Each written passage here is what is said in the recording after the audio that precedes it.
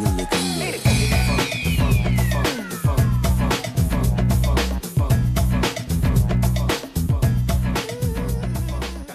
and welcome to the story thus far on the Intel iMac ride. I am here in Columbus, Ohio, yes, but at my work facility. Here at work doing this entry so you can just see a little bit about what's going on here. Stuff I've been messing with lately, I've been messing with Final Cut Pro. Typically, I really want things really bad, and then when I get them, I kind of like, see it out of here. And so that's how I kind of did that with Final Cut Pro a little bit. I was like, I want the studio, I want the studio, I want the studio. And then I got the studio and I was like, I want the MacBook, I want the MacBook, I want the MacBook. You know, so I kind of moved from like need to need to need, not realizing that you have some good things. Anyways, so I was using Final Cut Pro today, and I really wish that like when it starts up, it could say, hey, were you an old Avid user? And you could say, yes, I was.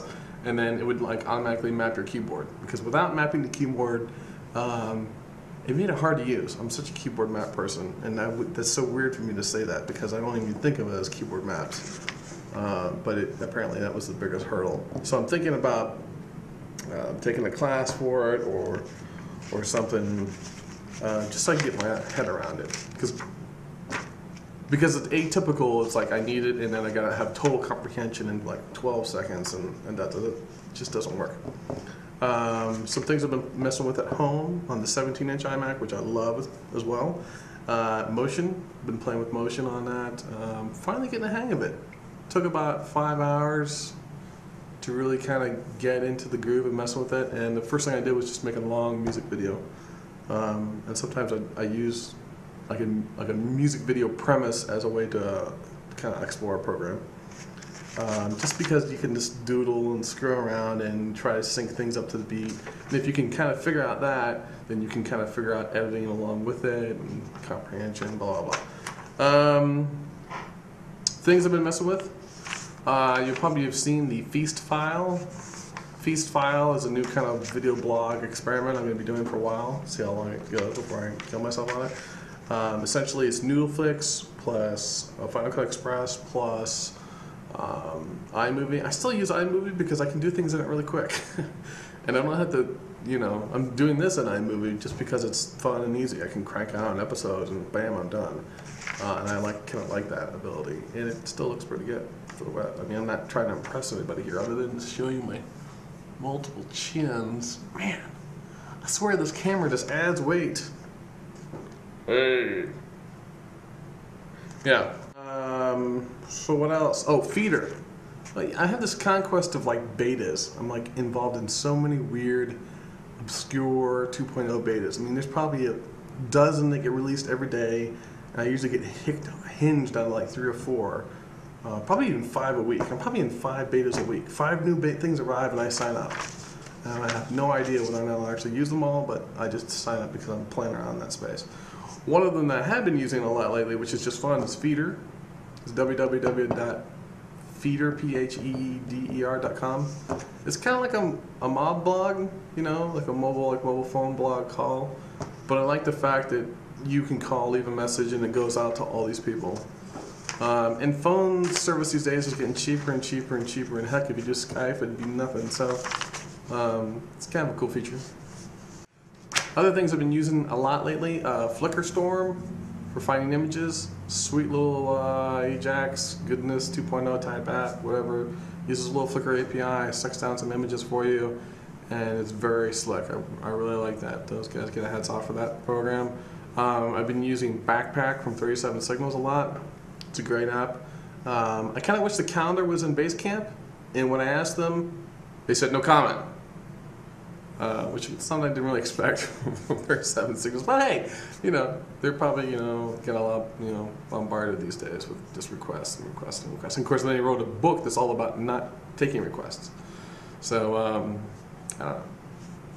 But I kind of wish the backpack was there. I don't like that. I don't like getting a device that has a play button and then you get another device from the same manufacturer and it does literally the same kinds of things, but there's no play button. It's like, why didn't that idea get crossed over into it? But, oh well. Maybe it's to make sure you use 2 different programs, and then you have to sign up for both services. But that's kind of crap. Anyways, but I do love Backpack. I use it a ton, and I kind of wish that I could put in,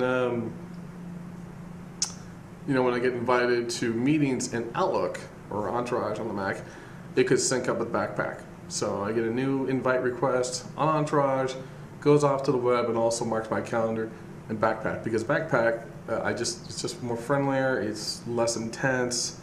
I'm not, you know, having to like buy a new brain every 7 minutes, because who's ever actually used every functionality in the Entourage interface, which is basically a copy of all Office, of course. But I mean, there's just so much functionality, to the point that you basically can't breathe. Which is interesting, because we just reviewed this application that's just the reverse. Functionality is very simple, but the comprehension and understanding what the application is doing is super intense. So the user just basically bails, because they need the, something my brother and I always talk about in research is when that one Star Trek episode where where McCoy gets the teacher, he's got to, like, you know, operate on Spock's brain, and he doesn't know how, so he goes and sits in this chair and he brings down the teacher, and the teacher teaches him everything about doing the procedure, and then he can go do it. And the whole time he's like, a child could do it, you know? It's that kind of thing. It's like, if you need the teacher, if anything you're building or designing actually needs the user to go get the teacher in Star Trek, you've failed. Other things that are kind of nice. This is kind of a nice little boom box. Products. Gotta do products on my show. I think products are important, and I like to support other people that design nice products. This is the Tivoli, I don't know how you spell it. It's the Tivoli audio player. Feels really nice. It's got a sweet antenna. Not many products actually have antennas anymore. It's kind of nice. It's kind of nice. It rolls around, you know. It's got nice stuff for iPod action. You got your aux in for iPod. You got your headphones, and of course a power jack. I think it's got some kind of pretty good, decent lithium battery. It's literally waterproof. Big ass knob on the front. Gotta love big knobs. Simple power, AM, FM radio. It's a really great box. Sometimes I'll plug the Mac into it for sound, or boombox, whatnot, pass through for headphones.